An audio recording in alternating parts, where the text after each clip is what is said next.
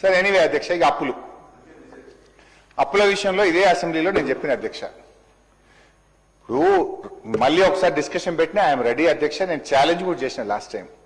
BRS ప్రభుత్వ 10 ఏళ్ల కాలంలో రాష్ట్ర ప్రభుత్వం కట్టే అప్పు మేము చేసింది కేవలం 4,17,000 కోట్లు మాత్రమే, including FRBM loan, Kaleshwaram loan, mission Bhagiratha loan, కార్పొరేషన్లు అప్పు తీసుకొని రాష్ట్ర ప్రభుత్వం కట్టేటి కూడా కలుపుకొని 4,17,000 మాత్రమే. దీని మీద ఎప్పుడు ఎక్కడ ఏ టీవీ డిబేట్ కైనా, ఎక్కడ బహిరంగ చర్చకైనా, ప్రజల మధ్యనైనా, శాసనసభలోనైనా ఐఎమ్ రెడీ ఫర్ డిస్కషన్ అధ్యక్ష. ఇకపోతే అధ్యక్ష, ఈ పాలన వీళ్ళ 2 ఏళ్ల పాలన, ఈ 2 ఏళ్ల పాలనలో అధ్యక్ష 2025-26లో బడ్జెట్ లో ఏం పెట్టారంటే 67,339 కోట్లు అప్పు తీసుకున్నామని పెట్టారు. అది యాజ్ ఆన్ ఫిబ్రవరి